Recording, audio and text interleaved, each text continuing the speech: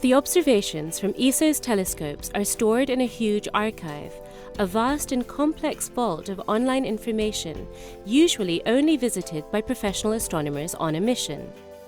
And yet, an amateur astronomer from Russia managed to uncover a veritable gem in the flood of data, thereby winning a trip to Chile to observe with the Very Large Telescope. How did he manage it, and could you do the same? This is the ESOcast, cutting-edge science and life behind the scenes of ESO, the European Southern Observatory. Exploring the ultimate frontier with our host, Dr. J, aka Dr. Joe Liske. Hello and welcome to the ESOcast. In this episode, we're going to take a deep plunge into the vast archives of ESO, and we're going to show you how a group of very dedicated and talented amateur astronomers managed to unearth some hidden treasures.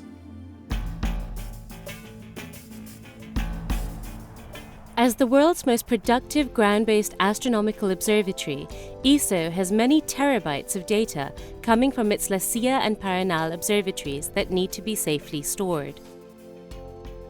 In addition to using these data for scientific research, ESO often delves into its archive to find raw data that can be polished into breathtaking astronomical images that can be shared with the public.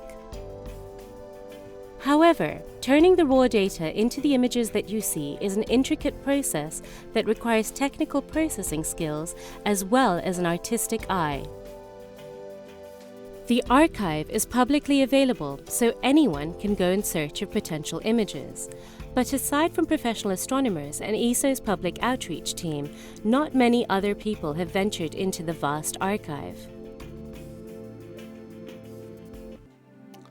So how can we encourage people just like you to go and delve into the archive and to test your skills at producing beautiful astronomical images with professional data? We knew, of course, that there are lots of talented amateur astronomers out there, but we had to find a way to get them excited about ESO's data. And so we came up with the idea of a competition, ESO's Hidden Treasures. The challenge was tough. Find a dataset in the archive with the potential for making a visually stunning image and then process the data. As a reward for the hard work, however, we put up a great first prize. The chance to not only visit ESO's Very Large Telescope in Chile, but to actually use it to observe the night sky. Nevertheless, despite the great prizes, we were a little worried that not enough people would be up for the challenge and that many participants would give up halfway. We were in for a big surprise.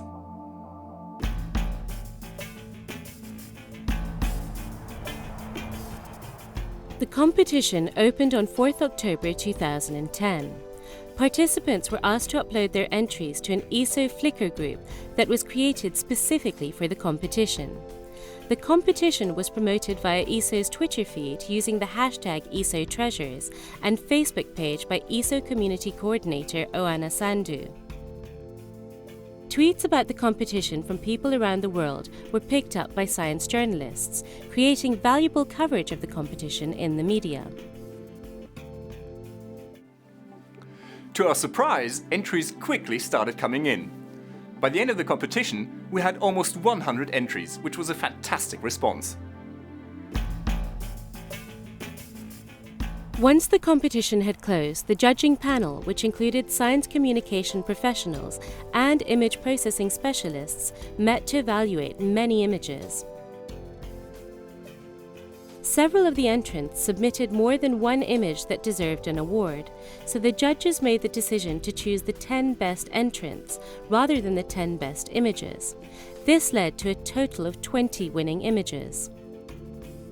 Russian amateur astrophotographer Igor Chekalin, aka Flickr user Igor FP, caught the attention of the jury. Working from his home in the countryside and with limited access to the internet, Igor's skills and artistic eye won him first place in the competition for his wonderful image of Messier 78. The data of Messier 78 that Igor has found are really superb, both in terms of quality and in terms of depth. He has processed the raw images with great skill, and he assembled them very well to produce this final image. Igor has also applied some smart post-processing filters to enhance the details of the nebula. The colors are wonderfully subtle. They show the light diffused by the nebula and the dark dust that partially obscures it. In my opinion, this is one of the very best images ever obtained with the 2.2 meter telescope on La Silla.